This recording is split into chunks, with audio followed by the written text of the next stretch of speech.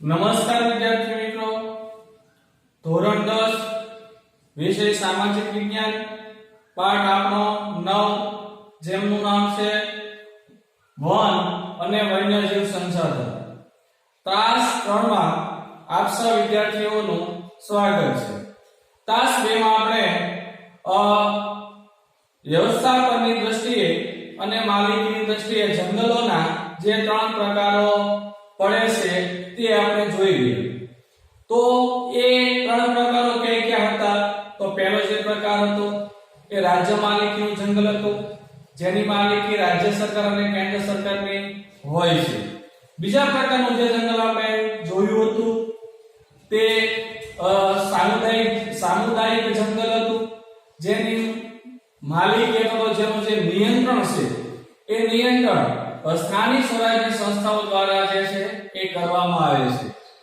અને ત્રીજા પ્રકારનું જે જંગલ છે એ ખાનગી જંગલ, અને જેનું નિયંત્રણ છે એ કોઈ વ્યક્તિગત કે કોઈ માલિકીનું હોય છે. આપણે આવી રીતે માલિકીની અને વ્યવસ્થાપનની દ્રષ્ટિએ જંગલોના 3 પ્રકારો તાસ 2 માં જોયા. ત્યાર પછી નિર્વનીકરણની આપણે વાત કરી હતી. નિર્વનીકરણ એટલે શું? તો નિર્વનીકરણ એટલે કે જંગલનો નષ્ટ થવો, જે જંગલો છે તેનો નાશ થવો એટલે નિર્વનીકરણ. તો ત્યાર પછી આપણે નિર્વનીકરણથી થતી જે અસરો છે એ અસરોની આપણે વાત કરી હતી. તેમાં પણ આપણે ઘણા એવા મુદ્દાઓ જોયા હતા કે કઈ કઈ અસરો છે એ ઊભી થઈ છે. હવે આજે આપણે તાસ 3 માં વન સંરક્ષણ માટેના ઉપાયો, વન એટલે કે જંગલ, સંરક્ષણ એટલે કે એનું રક્ષણ કરવું, એનું સંરક્ષણ કરવા માટે આપણે કયા ઉપાયો છે એ કરી શકાય એની આપણે વાત કરીએ. તો આપણે પહેલો ઉપાય એવો છે કે બળતણની જરૂરિયાત માટે લાકડાના સ્થાને સૌર ઉર્જા, પવન ઉર્જા, બાયો ઉર્જા વગેરેનો ઉપયોગ કરવા લોકોને પ્રોત્સાહિત કરવા. તો આપણે વાત કરીએ, પહેલો મુદ્દો જોઈએ તો બળતણની જરૂરિયાત માટે બળતણની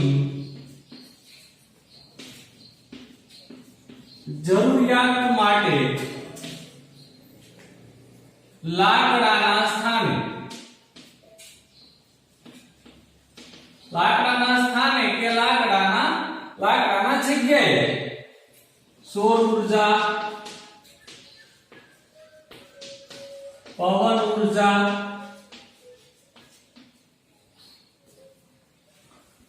બાયો ઉર્જા વગેરેનો ઉપયોગ કરવા લોકોને પ્રોત્સાહિત કરો.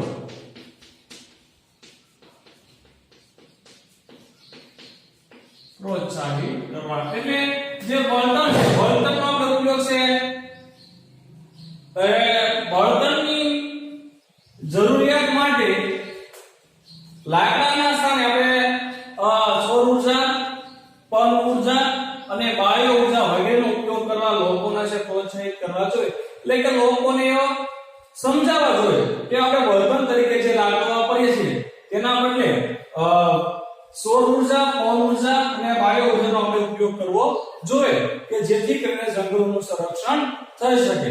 હવે આપણે વાત કરીએ ત્યાર પછીનો આપણે બીજો મુદ્દો જોઈએ તો બળતણ માટે લાકડાના સ્થાને ઉપયોગમાં લઈ શકાય તેવી સામગ્રી માટે સંશોધનો હાથ ધરવા જોઈએ.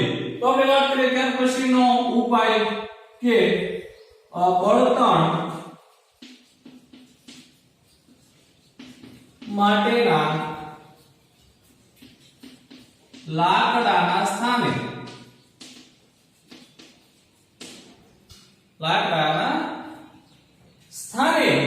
ઉપયોગમાં લઈ શકાય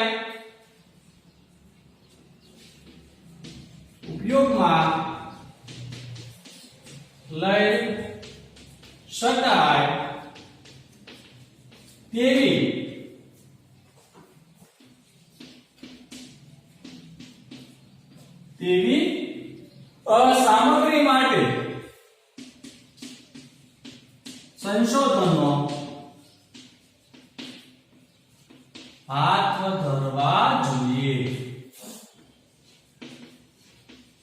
હાથ ધરવા જોઈએ એટલે બળતણ માટેના લાકડાના સ્થાને ઉપયોગમાં લઈ શકાય એવી સામગ્રી માટે સંશોધનનો હાથ ધરવા જોઈએ.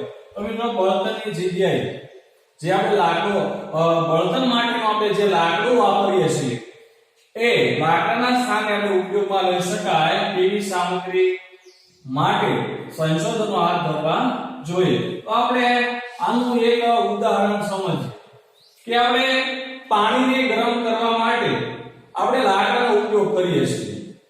તો હવે એવી સામગ્રીઓ બનાવવામાં આવી છે, એવા સાધનો બનાવવામાં આવ્યા છે કે જેમ કે સૌર હીટર એટલે કે સોલાર હીટર. સોલાર હીટરનો ઉપયોગ છે એ પાણી ગરમ કરવા માટે થાય છે. એટલે કે સોલાર હીટર એ સૂર્યપ્રકાશની મદદથી એ ચાલે છે. તો સોલાર હીટર જે છે એમાં કોઈ લાકડાનો ઉપયોગ કરવામાં આવતો નથી, પણ સૂર્યપ્રકાશ ની જે ઊર્જા છે એની ઊર્જાની મદદથી પાણી છે એ ગરમ થઈ શકે છે. તો ગરમ પાણી કરવા માટે આપણે લાકડાના સ્થાને આવી જે સામગ્રીઓ છે તો એ સામગ્રી માટેના સંશોધનનો હાથ ધરવા જોઈએ.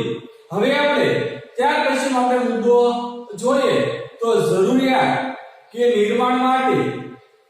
નિર્માણ કાર્ય માટે જે વૃક્ષો અનિવાર્યપણે કાપવા પડે તો તે જગ્યાએ તે પ્રજાતિના વૃક્ષો વાવવા જોઈએ. તો આપણે વાત કરીએ કે જરૂરિયાત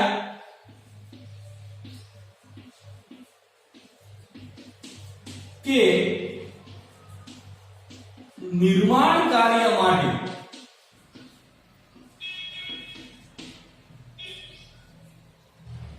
કોઈ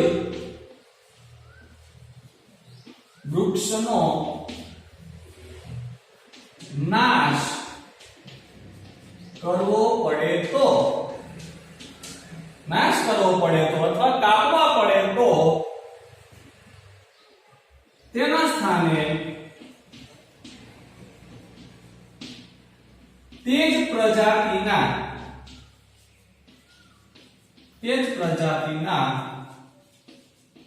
વૃક્ષો વાવવા જોઈએ અથવા ઉગાડવા જોઈએ.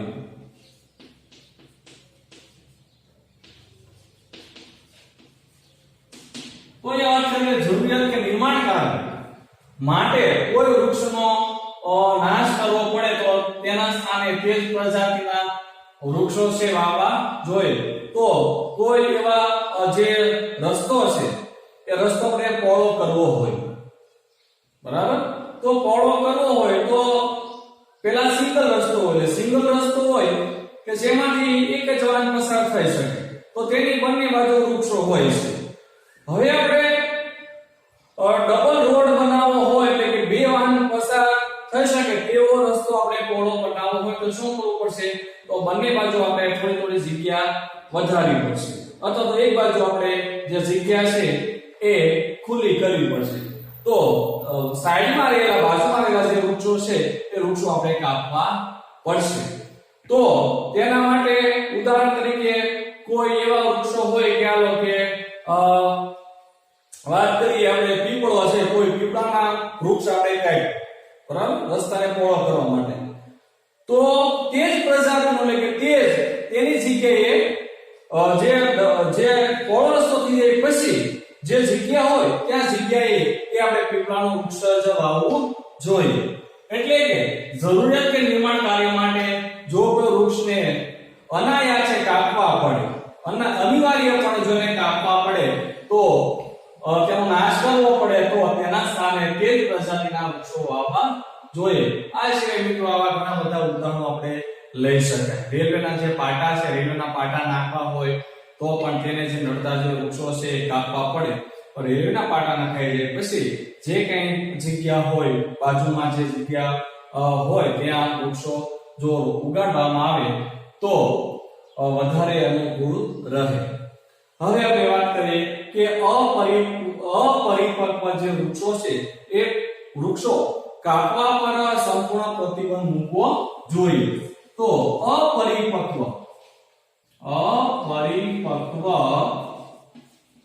વૃક્ષો કાપવા પર સંપૂર્ણ પ્રતિબંધ મૂકવો જોઈએ અથવા તો મૂકવો.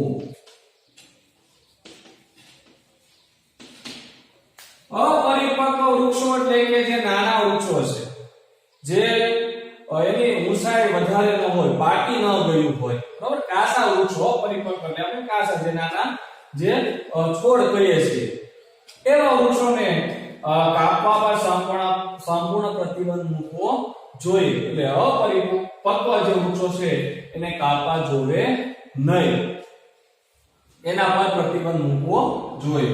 હવે આપણે ત્યાર પછીનો આપણે એક આગળનો મુદ્દો જોઈએ તો કાચોમાલ મેળવતા જે ઉદ્યોગો છે તે ઉદ્યોગોને ભવિષ્યની જરૂરિયાત માટે શું કરવું જોઈએ? તો કે વનીકરણ કરવું જોઈએ. એટલે કે વનીકરણ કરવાની ફરજ પાડવી જોઈએ. કોને? તો કે કેટલાક ઉદ્યોગો એવા છે કે જે જંગલોમાંથી કાચો માલ મેળવે છે, બરાબર, તો એને ભવિષ્યમાં કાચા માલની જરૂર પડવાની છે. તો એ કાચા માલને મેળવવા માટે પાસે એને શું કરવું જોઈએ? તો કે ભાઈ એને વનીકરણ કરવાની ફરજ પાડવી જોઈએ. વનીકરણ કરવું એટલે વૃક્ષોને ઉગાડવા. તો આપણે ત્યાર પછીનો એક પોઈન્ટ જોઈએ, મુદ્દો જોઈએ તો કાચો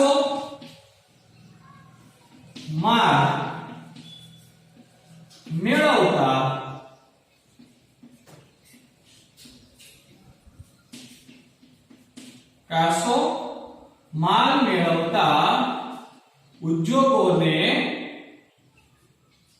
પોતાની ભવિષ્યની જરૂરિયાત માટે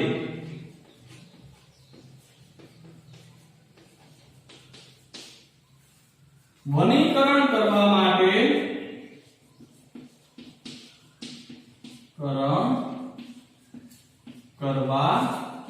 માટે શું કરવું જોઈએ? તો કે તેને વનીકરણ કરવા માટે ફરજ પાડવી જોઈએ.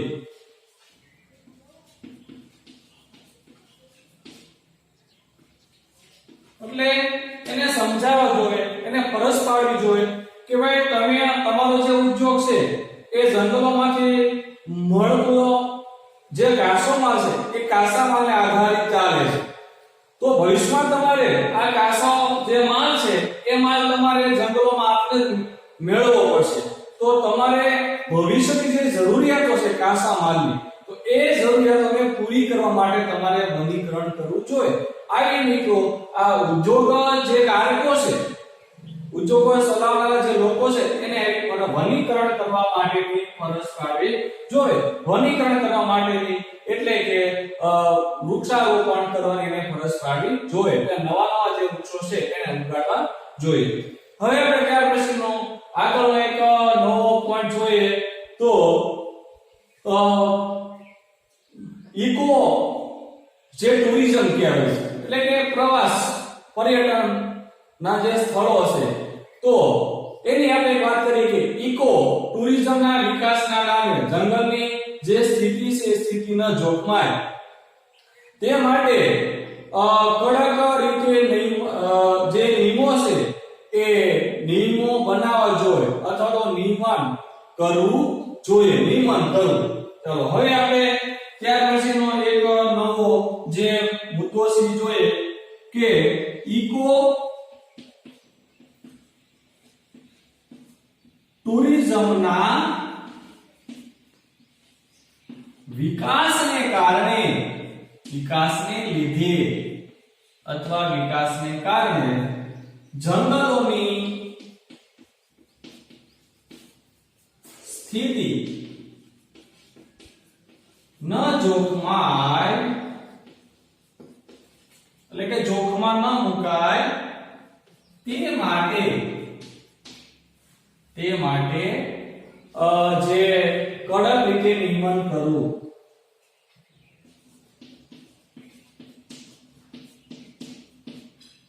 કડક રીતે નિયમન કરવું તો મિત્રો અહીંયા વાત કરી છે કે ભાઈ ઇકો ટુરિઝમ એટલે કે પ્રવાસ પર્યટન તો એનો જે વિકાસ છે વિકાસમાં જે જંગલની સ્થિતિ ન જોખમાય તે આપત્તિમાં ન મુકાય તે માટે કડક રીતે નિયમન કરવું ત્યાર પછી આપણે આગળ જે મુદ્દો છે એની આપણે વાત કરીએ કે સ્થાનિક લોકોમાં જંગલોના જતન માટે વ્યાપક જનજાગૃતિ કાર્યક્રમ નું આયોજન કરવું તો આપણે ત્યાર પછીનો એક મુદ્દો જોઈએ કે ભાઈ સ્થાનિક લોકો એટલે કયા લોકો તો સ્થાનિક લોકો એટલે કે જંગલોમાં રહેતા હોય અથવા તો જંગલોની આજુબાજુના જે વિસ્તારોમાં રહેતા હોય આવા લોકોમાં જંગલોના જતન માટે જંગલોના સંરક્ષણ માટે વ્યાપક જનજાગૃતિ કાર્યક્રમનું આયોજન કરવું એના માટે તો આપણે લખીએ કે સ્થાનિક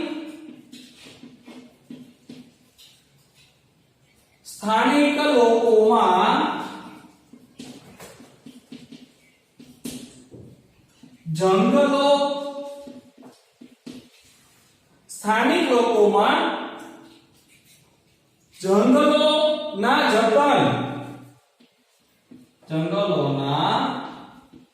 જતન માટે જનજાગૃતિ જતન માટે વ્યાપક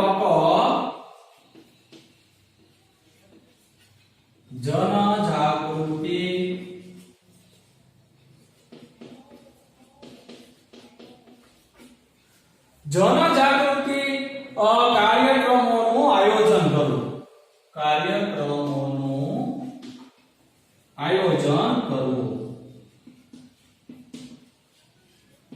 એટલે જે લોકો જંગલોમાં રહેતા હોય અથવા જંગલોની આસપાસના વિસ્તારમાં રહેતા હોય એવા સ્થાનિક લોકોમાં જંગલોના જતન માટે અને સંરક્ષણ માટે વ્યાપક જનજાગૃતિ જે કાર્યક્રમો છે એનું આયોજન કરવું જોઈએ વ્યાપક જનજાગૃતિ જે કાર્યક્રમો એટલે કોઈ એવા કાર્યક્રમ યોજવા કે જેથી કરીને આ જે સ્થાનિક લોકો છે એનામાં જંગલના જતન કરવા માટેની જે કાંઈ ઉત્સુકતા છે એને ઉત્સુકતા થાય ત્યાર પછી આપણે વાત કરીએ તો શાળા અને કોલેજોના જે પાઠ્યક્રમો છે પાઠ્યપુસ્તકો છે એ પાઠ્યપુસ્તકોમાં સંરક્ષણ અંગેની જે વિગતો છે એ વિગતોનો સમાવેશ કરો તો આપણે જોઈએ કે શાળા અને કોલેજોના પાઠ્યક્રમમાં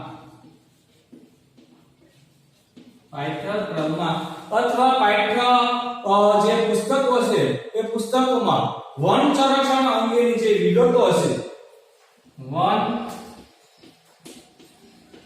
સંરક્ષણ અંગેની વિગતોનો સમાવેશ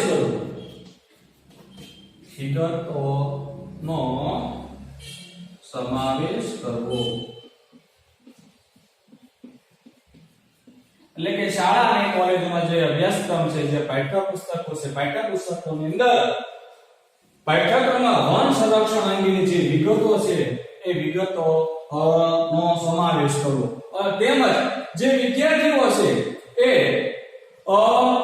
વિદ્યાર્થીઓને વન સંરક્ષણની જરૂરિયાત સમજાવવી આપણે લખશું તેમજ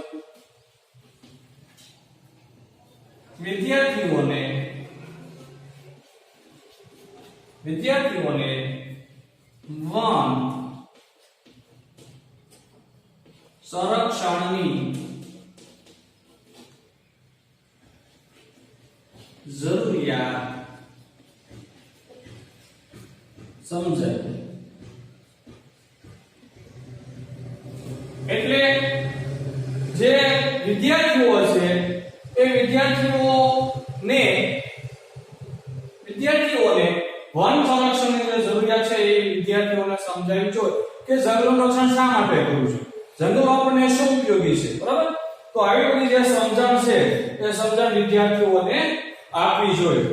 આપણને ખબર છે કે ભાઈ જંગલો છે એ આપણને કાર્બન ડાયોક્સાઇડ પ્રમાણ છે એ ઓછું કરીને આપણને ઓક્સિજન વાયુ જે છે ઓક્સિજન વાયુ આપે છે.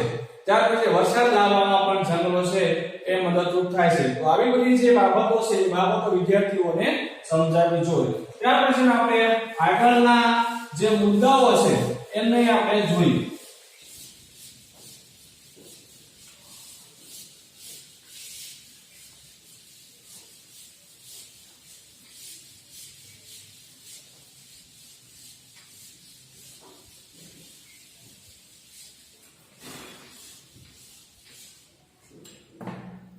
તો આગળના મુદ્દાઓની આપણે વાત કરીએ ત્યાર પછીનો કે ઘાસચારો અને બળતણની જરૂરિયાત માટે સામાજિક વનીકરણ અને કૃષિ વનીકરણ જેવા કાર્યક્રમોને પ્રોત્સાહન આપવા સઘન પગલાં ભરવા. તો હવે ત્યાર પછીનો એક પોઈન્ટ જોઈએ કે ઘાસચારો અને ઘાસચારો અને જે બળતણની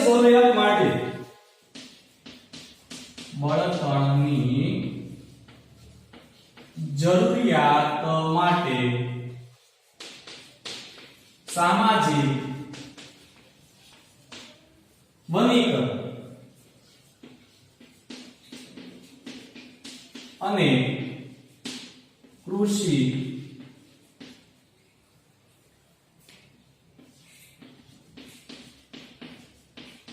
વનીકરણ જેવા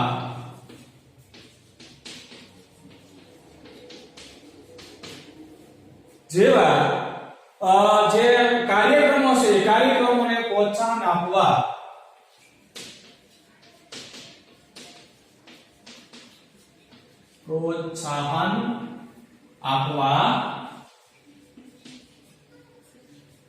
કેવા પગલા ભરવા જોઈએ? તો કે સઘન એટલે કેમ થોડા કડક, તો સઘન પગલા ભરવા. અહીંયા વાત છે ઘાસચારો અને બળતણની જરૂરિયાત માટે સામાજિક વનીકરણ અને કૃષિ વનીકરણ જેવા જે કાર્યક્રમ છે આવા કાર્યક્રમોને પ્રોત્સાહન આપવા માટે સઘન જે પગલા છે એ પગલા ભરવા જોઈએ. હવે ત્યાર પછી આપણે આગળ જોઈએ કે વન સંસાધનોનો કરકસર ઉપયોગ કરવો. વન સંસાધન, વન એક સંસાધન છે બરાબર, જે કુદરતી સંસાધન આપણે કહીશું. તો વન સંસાધનનો અથવા તો વન સંસાધનોનો ઉપયોગ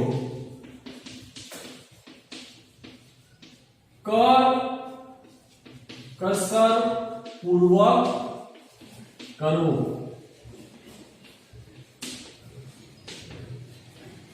એટલે વન જે સંસાધનો છે તેનો જે ઉપયોગ છે એ વિદ્યાર્થીઓનો કરકસર પૂર્વક કરવો જોઈએ. આપણે જે જરૂર હોય તેના કરતા પણ આપણે એનો ઉપયોગ છે તો ઓછો કરવો, એને આપણે કરકસર પૂર્વકનો ઉપયોગ કહેશું. હવે આપણે જોઈએ કે ભાઈ ત્યાર પછી આપણે કયો ઉપાય કરી શકાય? તો કીટકોથી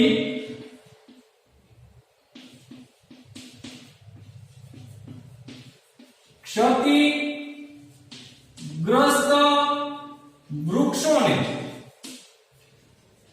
દૂર કરીને તંદુરસ્ત જે વૃક્ષ છે, જો એ વાત કરી છે કે કીટકોથી ક્ષતિગ્રસ્ત, કીટકો એટલે કેવા જીવજંતુઓ જે વૃક્ષોને નુકસાન પહોંચાડે છે અને સૂકવી નાખે છે. તો આવા કીટકોથી ક્ષતિગ્રસ્ત વૃક્ષોને દૂર કરીને તંદુરસ્ત વૃક્ષોના વિકાસની જે પ્રક્રિયા છે એ ઝડપી બને છે. તો તંદુરસ્ત જે વૃક્ષો છે એ વૃક્ષોના વિકાસની પ્રક્રિયા, વૃક્ષોના વિકાસની પ્રક્રિયા ઝડપી બને છે. એટલે કે બીજા જે કાંઈ અહીંયા જે વૃક્ષો છે, તંદુરસ્ત જે વૃક્ષો છે એના વિકાસની જે પ્રક્રિયા છે ઝડપી બને છે. એટલે કે એનો જે વિકાસ છે ઝડપથી થાય છે. નહીતર શું થશે ભાઈ, તો કીટકોથી ક્ષતિગ્રસ્ત થયેલા જે વૃક્ષો છે એ વૃક્ષોને આપણે દૂર નહીં કરીએ તો એ કીટકો તંદુરસ્ત રહેલા જે વૃક્ષો છે એ વૃક્ષોને પણ નુકસાન કરશે અને એ વૃક્ષોને પણ એ સૂકવી નાખશે અને ખાઈ જશે એટલે વૃક્ષો છે એ સુકાઈ જશે. તો આવા જે વૃક્ષો હોય ક્ષતિગ્રસ્ત કીટકોથી ક્ષતિગ્રસ્ત જે વૃક્ષો છે એને દૂર કરવા જોઈએ, જેથી કરીને જે તંદુરસ્ત જે વૃક્ષો છે એનો જે વિકાસ છે એ ઝડપથી થઈ શકે. ત્યાર પછી આપણે આગળનો જે મુદ્દો છે એની આપણે વાત કરીએ કે દાવાનળથી ઘણી વખત જંગલો છે એ જંગલોને ભારે નુકસાન થાય છે. તો આપણે જોઈએ કે દાવાનળથી ઘણીવાર અથવા ઘણી વખત જંગલોને નુકસાન થાય છે. એટલે કે જંગલો હોય તેની અંદર કોઈ દાવાનો ફાટી નીકળે અને એને કારણે જંગલોમાં આગ લાગે છે, બરાબર છે. તો આવું ઘણું એના કારણે જંગલોને નુકસાન થાય છે. તો તેના શમન માટે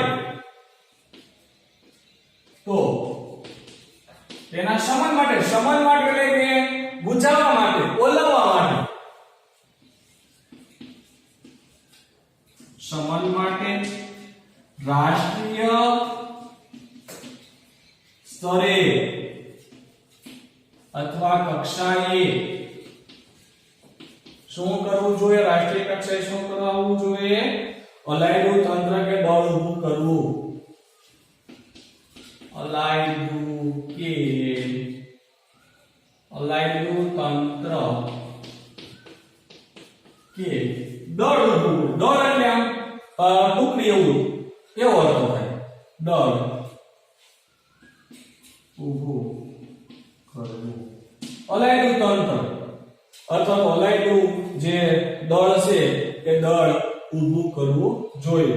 એટલે ક્યારે? તો કે ભાઈ દાવાનળથી ઘણી વખત જંગલોને નુકસાન થાય છે. દાવાનળને કારણે જંગલો નો જે છે નાશ થઈ જાય છે. ઓસ્ટ્રેલિયાની અંદર એક જે જંગલોની અંદર આગ લાગી અને આગના કારણે જંગલોને ઘણું બધું નુકસાન થયું. તો તેવી રીતે જો કદાચ આગ લાગે તો તેના શમન માટે, તેને ઓલવવા માટે રાષ્ટ્રીય સ્તરે અથવા રાષ્ટ્રીય કક્ષાએ અલાયદું એક તંત્ર કે દળ એને ઊભું કરવું જોઈએ કે ઝડપથી તે આગને ઓલવી શકે છે. તમે સૌ જાણો છો કે ઘણી વખત આપણા આજુબાજુના વિસ્તારમાં કોઈ વખત આગ લાગી છે ત્યારે આપણે આગના શમન માટે એટલે કે બુઝાવવા માટે આપણે કોઈ તંત્રને આપણે બોલાવ્યું છે, કોઈ દળને આપણે જાણ કરી છે અને એ પોતાના જે કાંઈ સામગ્રીઓ છે, જે સાધનો છે એ લઈને એ આગને જે છે એ ઓલવે છે. હવે આપણે આગળ વાત કરીએ તો જંગલ ક્ષેત્રોમાં આવેલા જે ધાર્મિક સ્થળો છે એ ધાર્મિક સ્થળો પર યોજાતા મેળાઓ, ત્યાર પછી ભંડારા કે પરિક્રમા જેવી જે પ્રવૃત્તિઓ છે એ પ્રવૃત્તિમાં હજારો યાત્રિકો જમા થાય છે. તો આપણે ત્યાર પછીનો એક મુદ્દો જોઈ લઈએ તો આપણે વાત કરીશું કે જંગલ ક્ષેત્રોમાં આવેલા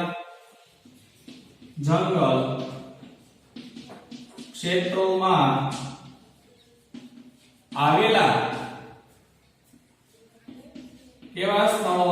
તો કે ભાઈ ધાર્મિક સ્થળો. ફરી વાર આપણે જોઈએ કે જંગલ ક્ષેત્રોમાં આવેલા ધાર્મિક સ્થળો પર યોજાતા મેળાઓ, ભંડારા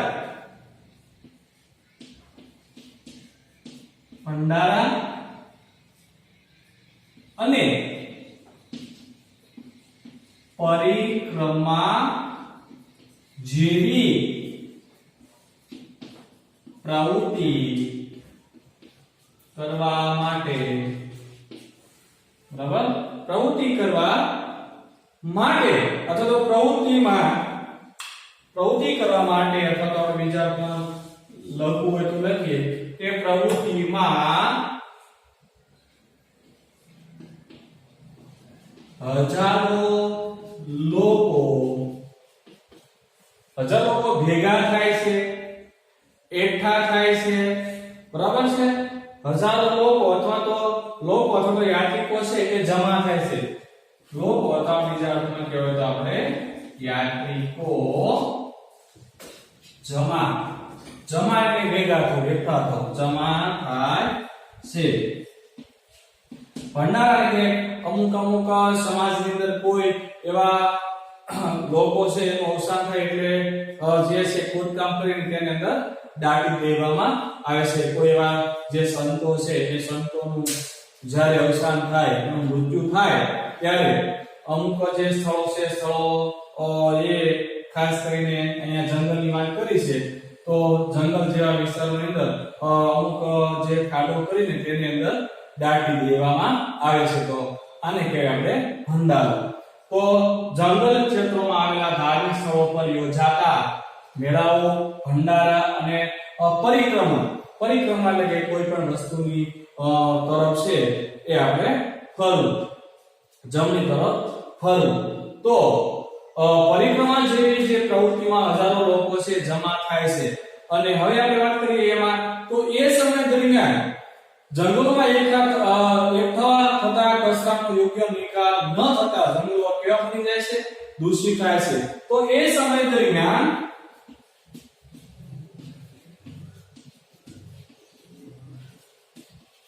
એકઠા થયેલા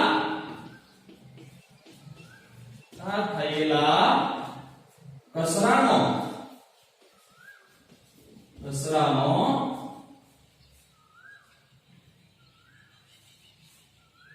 યોગ્ય નિકાલ ન થવાથી જંગલો દૂષિત બને છે. દૂષિત એટલે કે પ્રદૂષિત બને છે. એટલે જંગલ વિસ્તારમાં આવેલા જે ધાર્મિક સ્થળો પર યોજાતા કોઈ મેળાઓ છે, કોઈ ભંડારા છે અને પરિક્રમા જેવી પ્રવૃત્તિમાં હજારો લોકો અથવા હજારો યાત્રિકો એકઠા થાય છે. અને એ સમય દરમિયાન જે ક્યાંય કચરો એ લોકો પાડે છે, એકઠા થયેલા જે લોકો છે એ કચરો ગમે ત્યાં પાડે છે. આ કચરાનો યોગ્ય નિકાલ થતો નથી અને એને કારણે જે જંગલો છે બને છે. અને હવે મિત્રો આપણે છેલ્લો એક મુદ્દો જોઈ લઈએ તો પાલતુ જે પશુઓ છે એ પશુઓને સરાવવા માટે અલગ વિસ્તારો હોવા જોઈએ. તો છેલ્લો આપણો મુદ્દો છે કે પાલતુ પશુઓને સરાવવા માટે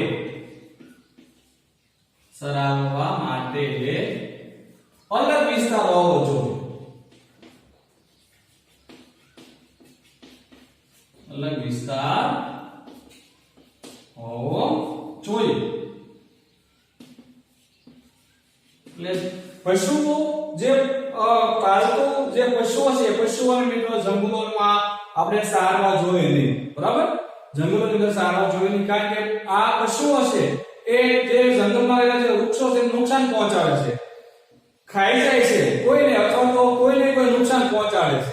તો આ જે પશુઓ છે એને જંગલોમાં સરાવવા જોઈએ પણ એને સરાવવા માટેની અલગ જે વિસ્તાર છે વિસ્તારની વ્યવસ્થા કરવી જોઈએ કે જેથી કરીને જંગલોને કોઈ નુકસાન ન થાય. તો વિદ્યાર્થી મિત્રો વન સંરક્ષણ માટેના આપણે ઘણા બધા ઉપાયોની વાત કરી, બરાબર? હવે પછી નો જે કઈ મુદ્દો છે અને આગળનો જે કઈ મુદ્દો છે એની જે વાત છે હવે પછી આપણે ક્લાસ 4 માં ફરી એકવાર જ્યારે મળશું ત્યારે એની આપણે વાત કરશું. પણ એ પહેલા એક આપણે એક બાબત જોઈ લઈએ કે આ પાઠમાંથી વિદ્યાર્થી મિત્રો 3 માર્ક 3 ગુણનું પૂછાય છે. બ્લુપ્રિન્ટને આધારે કહી શકાય કે 2 માર્કનો એક પ્રશ્ન પૂછાય છે અને 1 માર્કનો આ પાઠમાંથી નકશો પૂછાય છે. તો આવા જે પ્રશ્નો છે બધા આઈએમપી છે. તો આ બધા પ્રશ્નો છે દરેક વિદ્યાર્થીઓ તમે તૈયાર કરો એવી અમે આશા રાખીએ છીએ.